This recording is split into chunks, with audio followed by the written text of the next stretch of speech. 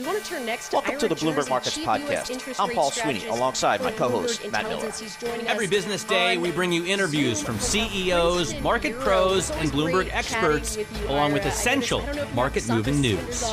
Find the Bloomberg Markets Podcast on Apple Podcasts or wherever you listen to podcasts and at Bloomberg.com/podcasts. And obviously Fed and bond related. Now walk us through the latest that what we've been seeing in the Treasury market, and especially ahead of a number of key data reports that are coming up, as we know, when it comes to obviously the jobs report later this week, as well as that PCE indicator that's coming on Thursday. Yeah, so obviously, like you said, we have these key data points in a reasonably illiquid market time right now. You look at this morning's data, and obviously you had the JOLTS data miss to the downside, which is Fed friendly for sure.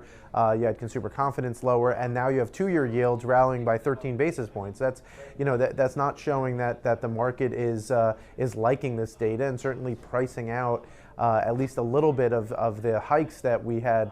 The hike in November that was starting to be priced into the market. So I think the market's still looking for some direction. It's still looking for exactly what the path of the U.S. economic environment is going to be, and how that might influence the Federal Reserve and their actions on a going forward basis. So I think you are going to see a lot of volatility. 10 basis point moves in the 5 and 10 year sectors it would not be a complete surprise, depending on how weak or how strong the data is compared to expectations.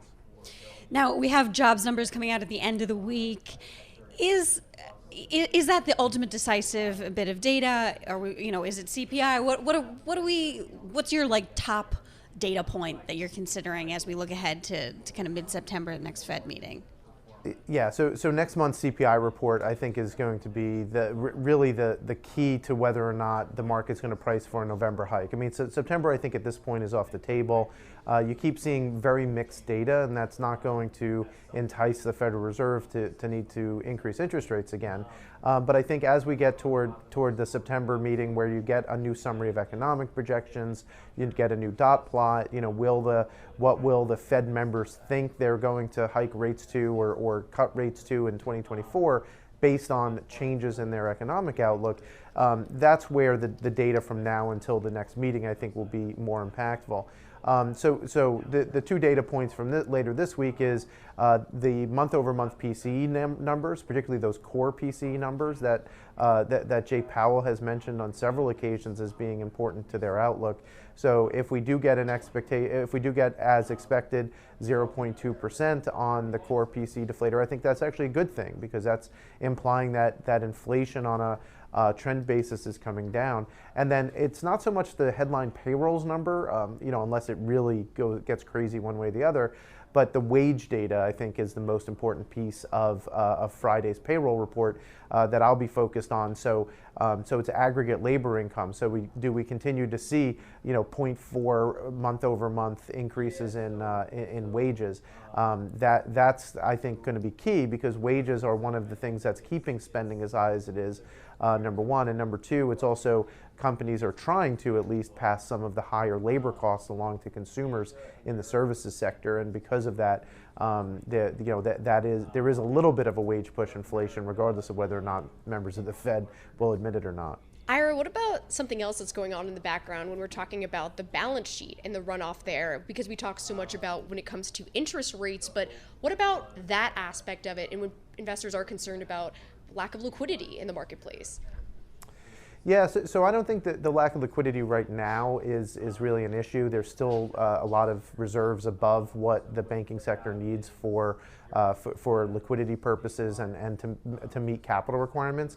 So the way that I look at the Fed's balance sheet and how small it needs to get or can get really has to do with how banks are complying with different Basel capital regulations. So the single biggest one is the liquidity coverage ratio. And assuming that banks get down to just above their minimum requirements for those capital ratios, we estimate that the balance sheet, that the Fed balance sheet could decline about another $600 billion, $700 billion or so. Others use aggregate data. We don't think that that's the best way to look at it, because the challenge with liquidity in the bond market and the repurchase agreement market and all of the things that created the repo hiccup in September of 2019 it could be a single institution that doesn't have enough liquidity that winds up switching us over the tipping point and requiring more reserves to be added to the system. And that's what you saw in September of 2019.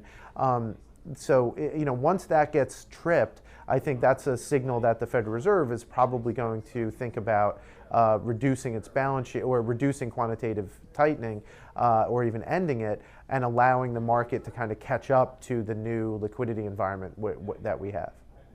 Ira, I want to get your take on how housing prices are going to play into the Federal Reserve's calculus. Jay Powell was talking about how he sees shelter costs coming down, but we got data out this morning.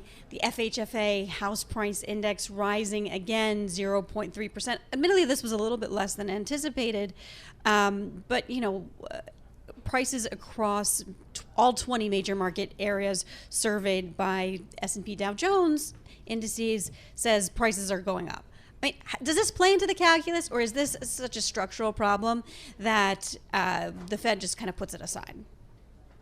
Yeah, well, I think the Federal Reserve is, certainly looking at, the cost of everything. I think housing obviously is important to the Federal Reserve, but it's only one component.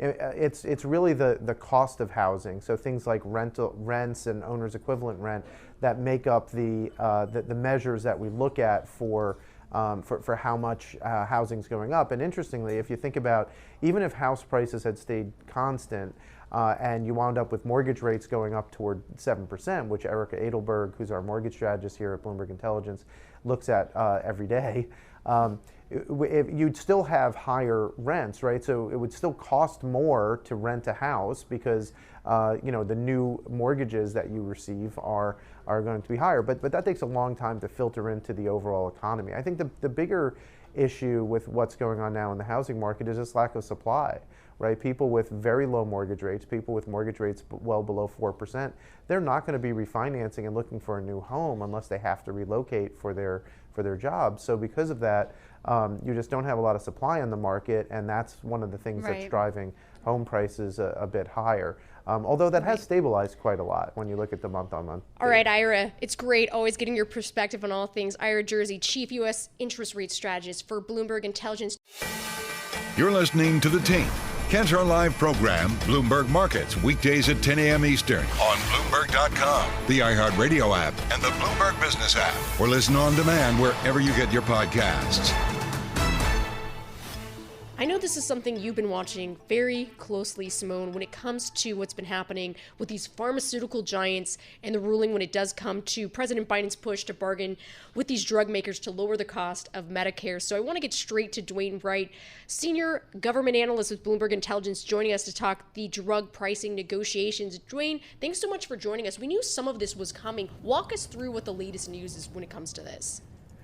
Yes, we knew this was coming. The IRA passed 2022, and the government had a deadline of September 1st to release the list of 10 high expenditure drugs. Those drugs would be subject to government negotiation. In other words, the government would negotiate prices for those drugs that would be anywhere from 25 to 60% lower than they are now.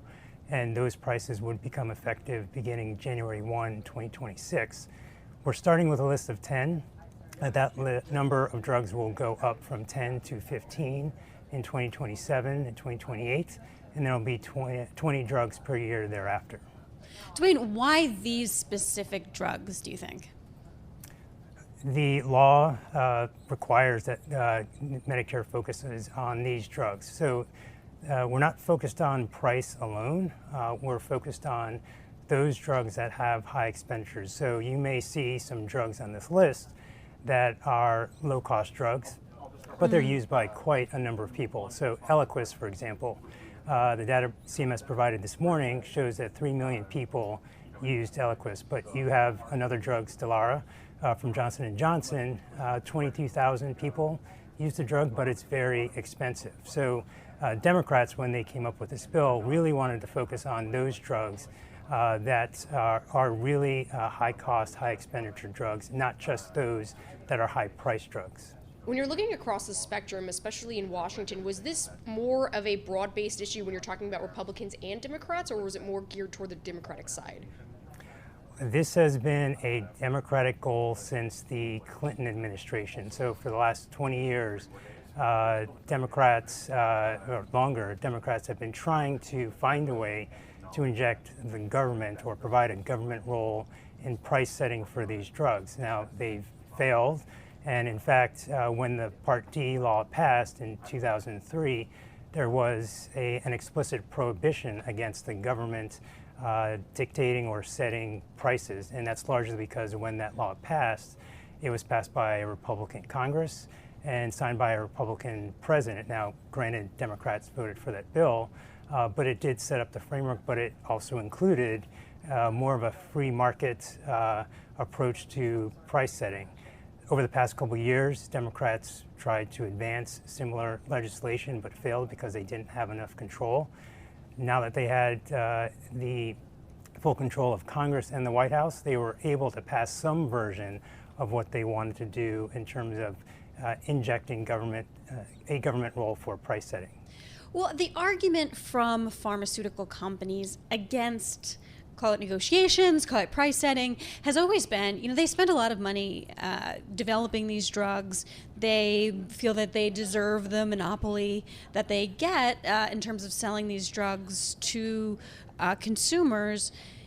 Does this really put a weight on the kind of innovation that they will do? Do you think that's a long-term shift, or is this something that these pharma companies are going to complain about for a while, but it's not really going to affect their overall behavior?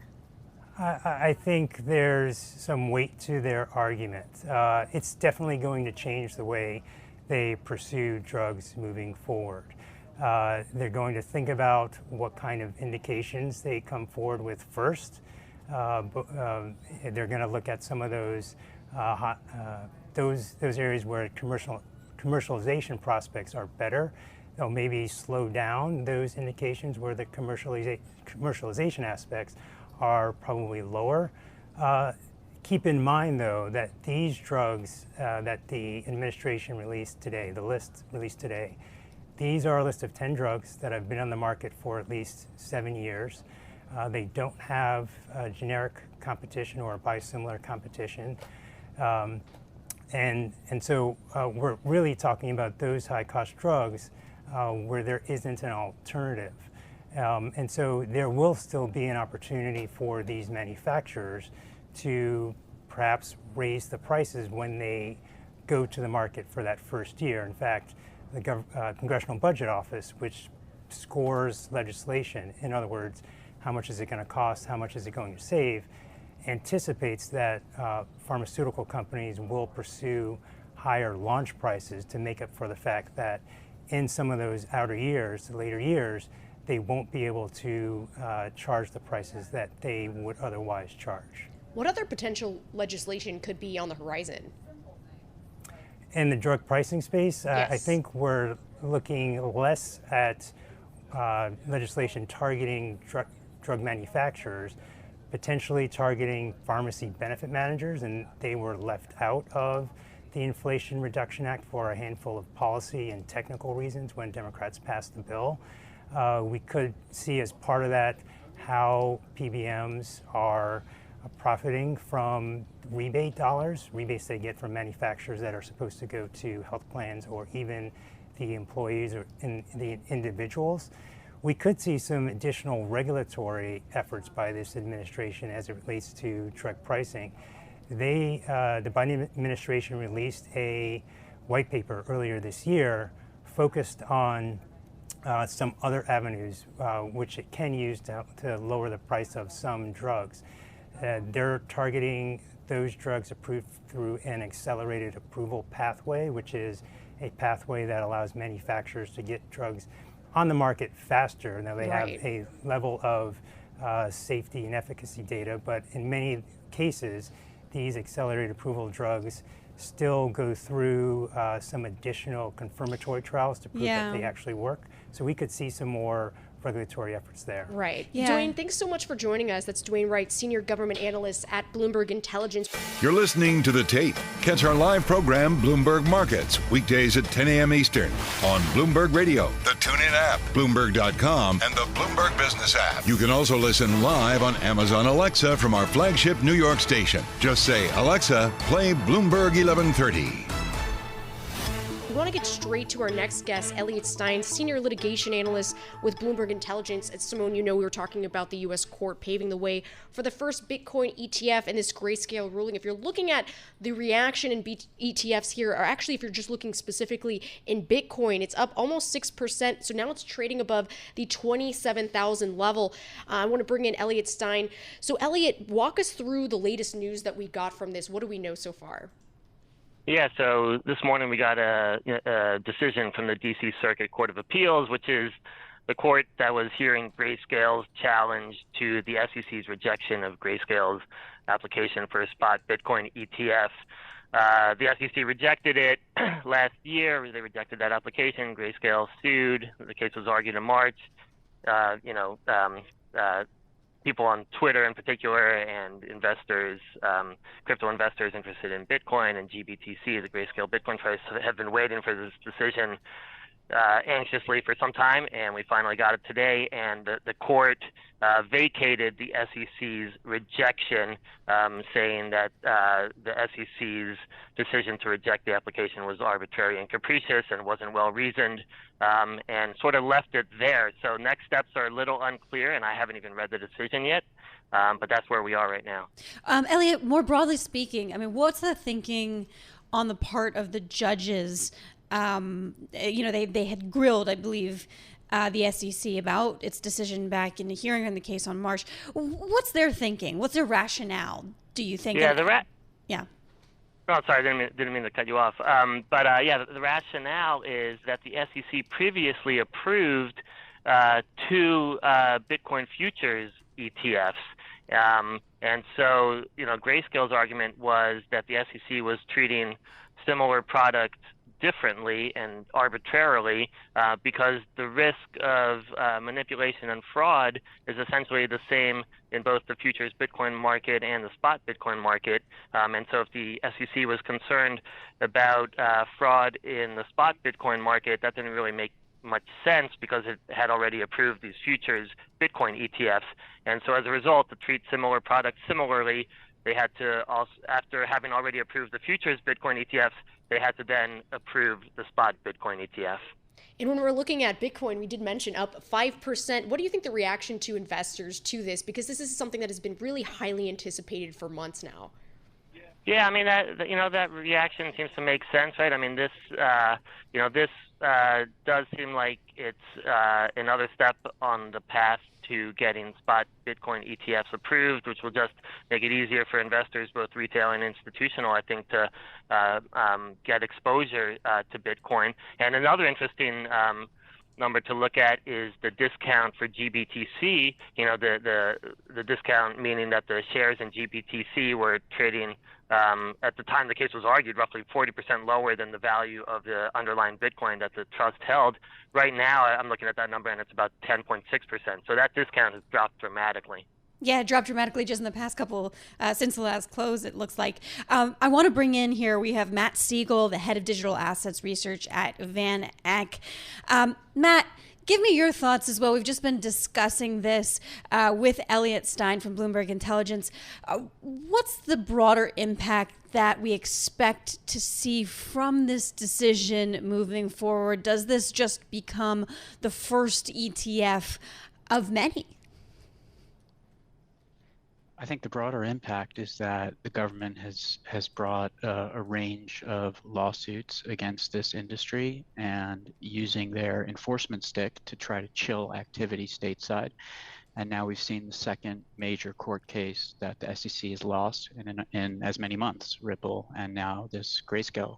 So we think the tide is turning, that when the facts play out in court, the law is more ambiguous than the SEC is making it, that their logic in denying these applications was haphazard, illogical, And the judge was very clear in rejecting that logic. So it's a vindication for the industry. Matt, we do know the SEC has cited its opposition when it comes to these prior proposals for Bitcoin ETFs and for these spot price crypto exchanges. What other moves could the SEC have from here? Well, it's important to note that the judge in this case cannot approve the Bitcoin ETF. So the judge has sent the case back to the SEC to revise their logic. So we'll see, if they capitulate or if they present new logic. But the best case here, the base case here is that the chances of a spot Bitcoin ETF have risen quite substantially. It will take a fair bit of logistics to get all these applications in order. We'll see if they are all allowed to go effective at the same time, or if there is some privileged positions that are given. Now, is the thinking that there really would be a substantial amount of inflows into these sort of ETFs, if provided that they can move forward, that this would suddenly bring in the retail investors that we've been missing?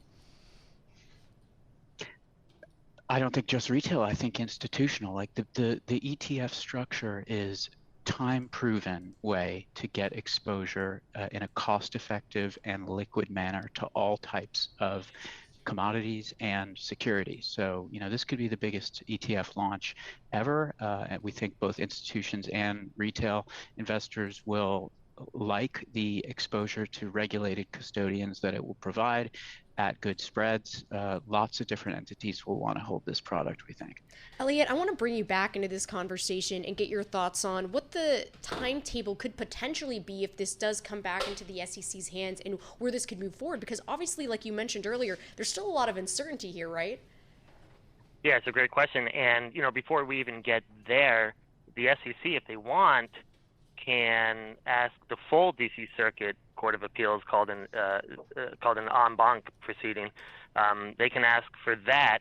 That's up to the court to grant. It's not automatic. It's discretionary. But that would be, like, in terms of the litigation, the first step for the SEC. They would have, I believe, 60 days to ask for that. And then, beyond that, they could also ask for a Supreme Court review, although I doubt that. I really doubt it's going to go to the Supreme Court.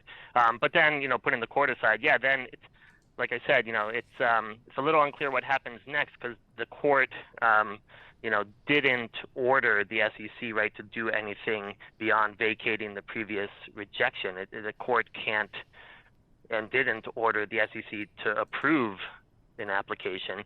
So it's a little unclear what happens next. Interestingly, I think Grayscale sent a letter at some point to the SEC asking the SEC to sort of just approve all the various applications at once. I think knowing that this kind of decision was going to come down and fearing that it might sort of be at the end of the line at this point in terms of, having to go through the application process again, whereas, up until this decision, it was sort of at the front of the line.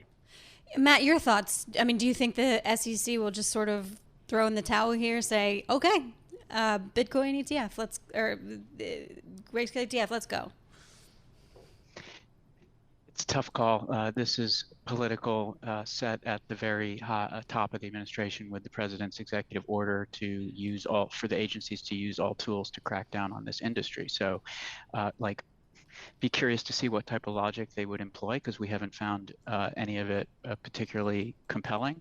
It could end with Barry Gensler out of the SEC. That is not uncommon for chairpersons to leave after they've faced embarrassing losses. There have now been 2 in 2 months.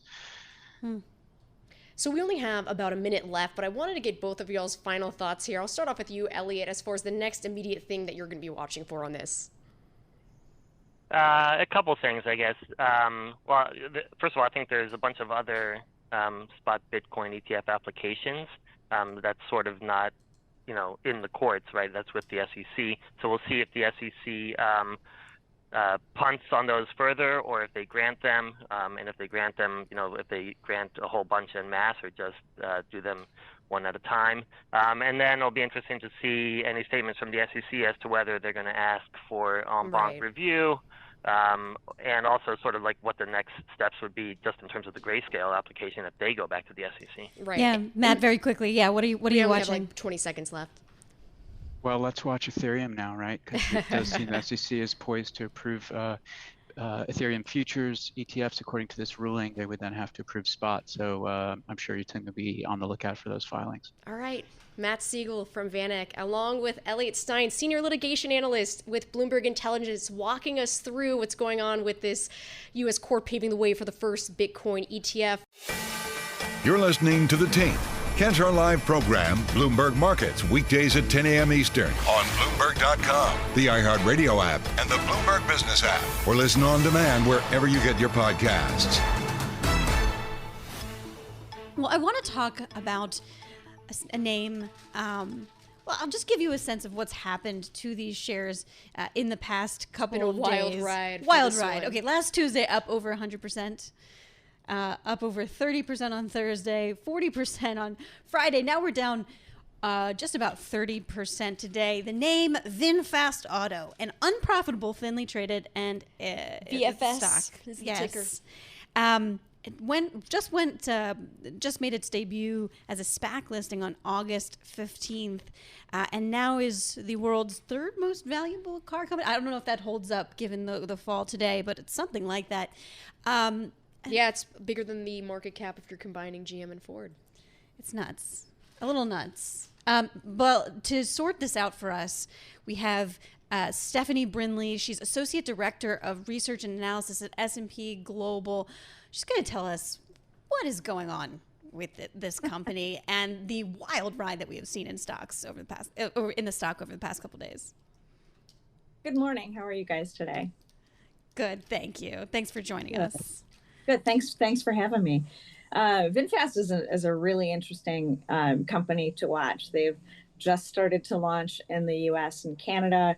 If you kind of look at the background of that company, the founder has a mission of creating a manufacturing base out of Vietnam and growing their own auto company. Part of doing that includes manufacturing targets for the U.S. and for being in the U.S. and Europe and in China as well.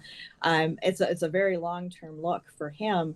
And what you're seeing too from that company is somebody with a will and a mission that kind of goes beyond what happens in the next 2 or 3 years. So they really want to build. Right. This is a Vietnamese EV maker. Give us some context into this space of how this company, obviously, when you're thinking about the context, we were just talking about this, Simone and I, having a market cap larger than GM and Ford. But when you're looking at this particular industry, where it sits at and how it's been able to sort of get to where it is at this point. It's interesting looking at market caps, which isn't 100% my area, but electric vehicles, aside from Tesla, and it took them 10 or 15 years to get there, aren't profitable. So we've got market caps that are betting that ultimately these vehicles will be, because today they're not yet. And is that wrong? Is it wrong? Oh, geez, that's a good question. Again, we're really talking long-term, really long-term, because for the vehicles, EVs to be profitable, they will be eventually. Part of it is scale. Part of it is a broader piece of the market. Part of it is all the regulations that are driving various markets to push EVs over internal combustion engines. But we're talking about a 10 to 15 to 20-year transition. We aren't talking about something that's happening in 5. So a couple decades. We'll see a lot more growth in 5, but we aren't going to get to an EV dominant world. It's a long-term vision for electric vehicles being profitable and being transitioning from EVs or from internal combustion engines to electric vehicles. And VinFast is in this space trying to make a name for itself and trying to build an industry for its country as well. Yeah, I guess the distinguishing factor that so much of the exposure is to Asia, though admittedly there are players in China that could potentially get in the way, I suppose. I mean, we had NIO out with its earnings today, but just I guess the idea that it's in Vietnam is something a little bit special. It's a little bit special. I mean, they're younger as a company. They're younger. They're learning as they go, and you see that in changes that they've made and how they're going to market in the U.S. and in other places. They were talking about a battery leasing process where you would basically buy the vehicle but lease the battery, and how many miles a year that you drove would impact that lease price. And the idea was that after the battery got to maybe 70% usage, you would swap it out and take away the concern from a consumer about how long your battery is going to last, because you'd lease it and they would put a new one in and you would pay your lease and it would go. That concept is proving a little bit difficult for American consumers to kind of get their heads around. And so they've stepped away from that. Initially, their pricing was going to be a little bit lower. So the idea was you had luxury at a more affordable price, but their prices that came out for the VF9 are really on par with sort of the premium end, lower luxury, and so they're not really coming in at a more accessible price point. They're really in the mix with everybody else that's out there. So they keep making changes as they go and as they learn how they're going to come to market. Initially, they were focusing on direct selling. Now they're talking about having distributors and dealers in the US and Canada. So that all of those changes really reflect a company that's willing to evolve and find its way, because there's a kind of a map and there isn't really. They have to find their own space. And I think that's going to make it complicated, and it's going to make it a rough ride for some points, but also it's what they're going to need to do in order to find their space. I would think it'd be challenging. You know, this is such a cash flow intensive sort of business to just be kind of changing tune all the time. It is, and they haven't changed as much about the product in and of itself. It's more about how they're taking it to market, and the product is, the investment there is improving it, making it better. The first reviews from U.S. media weren't fantastic on the car. It needed some more work to get there. But relative to their funding and their ability, they're still related to Vingroup, and Vingroup has money, and the founder has access to money. So I believe that he's put sort of a cap and said, this is as far as I'm going to go for the moment in terms of investing. But that's one of the strengths that it has, is one way or another, the Vingroup can find a way to give VinFast more money if this is what they're really dedicated to achieving. And again, you know, when you have a company that has that kind of will and that kind of mission, different things happen. That's where Tesla sort of started. Tesla had a mission more than of course you want to make money. Of course you want to be profitable and successful, but the mission was about getting people off fossil fuels. VinFast has a mission of creating an automotive manufacturing industry within Vietnam and growing and becoming a global player. So you've got a mission-driven company, and along the way they make some different choices. Who do you consider to be some of their main rivals and competitors? It's everyone. Right now they're so unknown around for U.S. customers, and they've brought over a few thousand vehicles. Mostly they're in California right now, so they really have to break through kind of everyone. Really, they should be more going against kind of a Volkswagen brand, maybe a Buick brand. Chevrolet would be more of the brands that they should be going against. But right now it's really anyone. It's everyone, just to get. And we're having the conversation now. They're popping up in the news a lot more, but there's a distance between this conversation and a consumer trying to go find one on the street. Through, I believe, June, they only had 137 registered in the United States. Right. That speaks to availability and awareness. With respect to awareness, I mean, does it hurt a company to be identified, with these sort of wild swings in the stock price, or is that something that, investors can kind of look aside from? And just quickly here, because we only have about 30 seconds. For car buyers, I'm not sure how much of a difference it makes. For investors, they're looking at things a little bit differently, and I'm not going to predict what they're going to do. Sure. For a car buyer, I'm not sure that it makes a huge difference. They need to have faith that the company is going to be there. That's probably what the car buyer needs most from a new car company. That's so interesting. Stephanie, thank you so much for taking us through. I'll be honest, I've seen the major swings in this company share price. They've been wild, they've been exciting, but I haven't known exactly what they do or why someone would buy a VinFast vehicle, nor less that it's part of a much larger conglomerate. You're listening to The Tape. Catch our live program, Bloomberg Markets, weekdays at 10 a.m. Eastern on Bloomberg Radio, the TuneIn app, Bloomberg.com, and the Bloomberg Business app. You can also listen live on Amazon Alexa from our flagship New York station. Just say, Alexa, play Bloomberg 1130. I want to go straight to our next guest, Fernando Valle. He's a senior analyst with Bloomberg Intelligence. He's joining us in studio, which is exciting. Always great to have people here with us to talk with us about the impact of possible strikes at Chevron in Australia and obviously other global energy markets and pressures and issues. Let's start off with what's going on with Chevron. Kind of set the scene for us about what's happening here and what we need to know. Sure. So there are two big projects that Chevron is the operator in Western Australia, Gorgon and Wheatstone. They're very large projects. They contribute about, call it $15 billion in total revenues a year at today's prices for LNG. Chevron has, call it about half of that in ownership between those two projects. So they're very significant projects, and they contribute a lot to the overall energy security.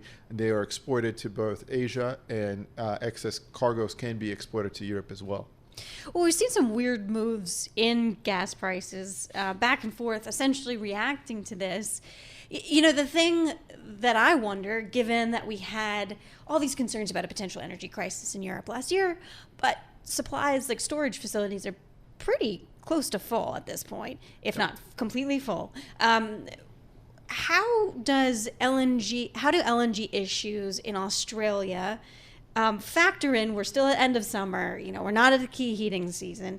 How does that play into what we may see given these production challenges? Yes, sure. I think it's, if you know the story of the cicada that prepares for winter, this is what we do now, and this is the filling season when we prepare for the winter ahead of time. And we are, as you mentioned, close to the technical limits on inventories in Europe. The issue is that those technical inventories don't get us through the winter if it is a normal to cold winter. So if we have demand for that, we will drain them, and then the prices will impact that. So if there's a shortage on LNG, that will affect it because we can't rely on those storage alone, especially considering Belgium has closed all their nuclear, Germany has closed all their nuclear, and we no longer have supply coming from from Russia rather, even in the case of a dire need. So it's my understanding that a potential strike could begin as early as September 7th, I believe, or is it maybe September 7th? But there is time between now and when Europe needs to start drawing down its supplies. I mean, if you saw a strike, for example, it goes on for a week. How much of an impact is that to Europe's energy situation? Europe will be nearly none. It will be more of an impact to the owners of those projects. You can't really store LNG that easily, so it needs to be regasified, and as we said, near technical limits. So it's not important as of now. What I think it gives you is two factors. First, you're seeing cost inflation, and cost inflation is here to stay, and that will impact not just energy, but that will impact everything that depends on energy, i.e. the whole world and all of our economy. And the second part is the frailty of our supply chain on the energy side. So again, the strikes, they are also going to keep the assets running. It doesn't require a lot of people to do it. But the strikes show that energy costs are still going to go up because our lifting costs, the cost to get it off the ground, are going up as well as labor. And then B, we have lost a lot of the redundancy that gives us the energy security and stability that we require. When you talk about energy costs going up, obviously my ears are going to perk up because covering Federal Reserve and macro and all things when it comes to obviously inflation, what that could impact for the economy. How much, when you're looking at your space with energy, do you think that could translate into maybe some more broader issues when you're talking about inflation and what obviously central banks are trying to fight at this point? I think that's the central tenet of our case in oil, because we think OPEC is essentially trying to fight the Fed. by raising prices and by creating the supply shortage and everything that central banks are trying to fight against, the inflation that you mentioned. And we're seeing gasoline prices in the U.S. much higher, over $3.70 on average a gallon right now, and that all will impact the inflation metrics. Remember, energy is part of the core; it's very central to everything that we do. We think ultimately the demand side will win, which is what the Fed wants. Right. And we're seeing things break, especially in China and their real estate, and that will impact oil prices. And to us, that's the determinant factor for the second half of the year. Over the long term, we see a shortfall of supply, but in the meantime, the Fed is likely to win. They have a much bigger balance sheet than OPEC. And at what point, sorry to cut you, I was just curious as far as when we'll see it translate into some of these CPI numbers. I know Anna Wong over at Bloomberg Economics is thinking that potentially if we're looking at the month-over-month core numbers, obviously that strips out food and energy, but if you're taking some of that in with energy, potentially it could tick higher here. Yeah, I think if you just think about the pass-through rate, it takes about 30 to 45 days for oil to get to refined products, and then it will take another couple of months. So it could be anywhere between 3 to 6 months for it to really have an impact. You talk about OPEC fighting the Fed. One of the ways, I guess, they're trying to do this is Saudi Arabia has some voluntary cuts in play, but it looks like they're now considering, or we're wondering if they're considering extending those for another month. When would we get some sort of decision there? What kind of immediate impact, if any, would it have? I think limited short-term impacts. You're seeing massive drawdowns in U.S. inventories, and Saudi extended through September, so they would probably have to give you an update in the next 2 to 3 weeks if they're going to extend through October. But ultimately, the price of oil is telling you we don't really care about supply. We care about demand. We care about Evergrande. We care about U.S. economic activity. We care about Europe. And that's where we think we'll set oil prices for the remainder of the year. How much does seasonality also factor into it when you think about the fall? Obviously, you have different spectrums within energy, but where you think potentially that pattern could fall there? Well, on the oil side, mostly gasoline margins tend to come down. There's a seasonal effect because our busy season is during the summer. We're starting to see that now. That may help affordability, but crack spreads are less than 30% of the overall price of gasoline. So oil is the foremost impact. And then on the natural gas side, it's quite the opposite. We think we're going to the crux of the issue, the winter. And as a reminder, this past winter was the warmest in 50 years in the Northern Hemisphere. So if we have a normal winter, that could really spell trouble for not just natural gas, but diesel. We use a lot of diesel for heating in New England, for example. Yeah, interesting, because natural gas prices have been so pressured for such a long time in the United States, whereas the European picture is just a little bit different. And I should mention today, oil prices up a little bit on both WTI as well as Brent, up about 0.5% each. Yeah, Fernando Valle, senior analyst with Bloomberg Intelligence, joining us in studio to talk about the latest impact of possible strikes at Chevron in Australia. Always a pleasure chatting with you, Fernando. So thanks so much for joining Simone and myself this morning. You're listening to The Tape. Catch our live program, Bloomberg Markets, weekdays at 10 a.m. Eastern on Bloomberg Radio, the TuneIn app, Bloomberg.com, and the Bloomberg Business app. You can also listen live on Amazon Alexa from our flagship New York station. Just say, Alexa, play Bloomberg 1130.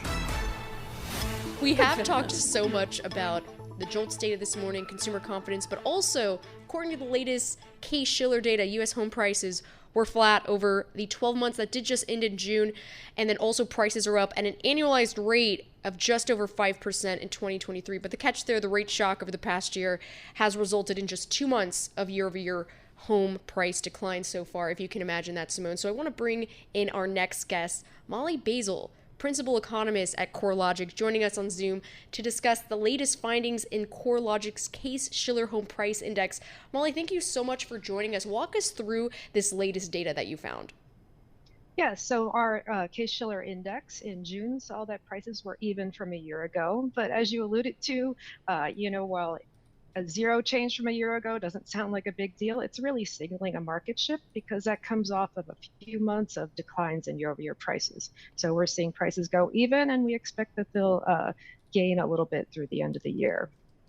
Yeah, where are you seeing this trend most pronounced? I should point out, I know we have a radio audience here, but I'm looking at our Case-Shiller index. We are like almost exactly the same level that we were in June of 2022, and that was a high on the chart. So where were we seeing most of this strength, Molly? Yeah, so places like you might not expect, places that hadn't seen large increases in the past, Chicago, Cleveland, though I'm going to throw Miami in there that has seen some large increases. Just areas that were had lower increases, but also were relatively cheaper than the rest of the country. You know, we're seeing the strength there, but we're still seeing weaknesses in parts of the country that saw really outsized gains in 2022, like Denver, Phoenix, and San Francisco and Seattle. We know that tight inventory was clearly an issue well before the pandemic. Which particular regions across the country are, when it comes to home buyers trying to battle it out to try and find some of these houses, are having it harder more so than others? You know, it's really a nationwide phenomenon. And you can think of mortgage rates are really what's driving that. You've got the majority, probably about 95 or more percent of current owners have a mortgage rate that is really well below what the current rate is. So they just aren't willing to give up their mortgage rates unless they have to, and they're not putting their homes on the market. So that's really hitting the entire country. What I'm curious about is how much will that benefit home builders, which really were struggling after the housing crisis. But when you're thinking about, especially those stocks have been on a tear this year with those anticipation from portfolio managers that they're going to continue to have to build there. But what about the dynamic when you're looking at particular builders, say maybe like a D.R. Horton or Lennar, maybe they're catering to a particular type of income demographic, whereas what about maybe lower income households? Well, one of the things that the builders have going for them that's helping what you said, to have their stocks on a tear, is they're able to buy down mortgage rates for buyers. So they have some flexibility there and can charge buyers a lower rate, where, you know, resales, you're just not going to get that same phenomenon. Yeah, I think you look at Lennar or D.R. Horton, they're offering 5.5% 30-year fixed rates. I mean, and then you look at the average Freddie Mac rate for a 30-year fixed is 7.23 last week. It's just nutty. I mean, I wonder if there is any inconsistency in that sort of data, just because so much of the purchasing is really happening in the new home front rather than the existing home. You know, should we believe the 7.23 rate that we're seeing, Molly? Yeah, I think when they're reporting those rates, that's what they are generally offering. It's not necessarily what people are taking up. So that's the rate that's offered out there. And if builders are able to buy that down by 1-2 percentage points, it sounds like, then they're going to gain a large share of this market. You know what also surprises me is just how much household formation there is, that these people feel that they need to take advantage of or just need to go and shell out for these 7+% fixed mortgage. What do you watch for there? Any trends you can tell us about across the people that just are simply making that decision to go buy homes? Well, the thing is, while we do have these really high mortgage rates, you know, what's driving that? That's inflation. And what's helping drive up inflation? But really great job growth. And that's why you see people who are still willing to go out there and buy homes at these mortgage rates. You know, if they're able to find what they want, where they want it, they could see that mortgage rates will most likely come down in the next couple of years. And, you know, we keep talking about the 30-year fixed rate, but, you know, they might be opting for an adjustable rate mortgage, which would keep their monthly payments down as well. What's the level when you're looking at the rates, whether you're looking at 15, 30-year here, as far as when you think it might be a potential breaking point for Americans? A lot of them are at that breaking point now. I mean, we've seen that's part of the reason why home prices were so weak last year through most of 2022 and into 2023. That has to do with the high mortgage rates. When somebody's trying to get in, and you know, previously when rates were around 3%, right, you know, housing was pretty affordable, even though you had home prices shooting up. But you know, that just all came to a halt last year when mortgage rates started going up. It was interesting to hear Jay Powell talking about how he expects shelter costs to fall. And even though a lot of this is rents, if you have high home prices, you're going to have higher rents, right? Or is there something I'm not seeing here? Well, so that just, that does get into a kind of a technical detail of the way inflation's measured, and that is that there's also a lag, right? That's right. That's prices. Exactly. There's about a 1-year lag. So we do measure rents as well at CoreLogic, and we saw rents coming down about a year ago, and you are now starting to see that shelter index start to come down. So they know that those decreases from last year are going to flow in through the inflation numbers this year. But it's not necessarily good news for people who want to go out and rent an apartment. No, just because you saw things come down year to year, there's still quite a bit from 2020. So we're not, with home prices coming, seeing declines last year, rents saw some declines last year, they're just not going to get down to that level we saw before the pandemic. So we only have about a minute left, but when you're looking at this latest data that you have with home prices, Chicago still remained in the top spot there. Why is that? You just have it's like you see in the places fall off that had the really outsized gains last year, and just seeing the metros on there that just keep plugging away at the kind of relatively moderate rate of 4 to 5%. So it's more that everyone else is falling off than they're seeing the resurgence. All right, Molly Boesel, principal economist at CoreLogic, joining us on Zoom to discuss the latest findings in that CoreLogic Case-Shiller Home Price Index. It's always a pleasure speaking with you, Molly. Thanks for listening to the Bloomberg Markets Podcast. You can subscribe and listen to interviews at Apple Podcasts or whatever podcast platform you prefer. I'm Matt Miller. I'm on Twitter at MattMiller1973. And I'm Paul Sweeney. I'm on Twitter at PT Sweeney. Before the podcast, you can always catch us worldwide at Bloomberg Radio.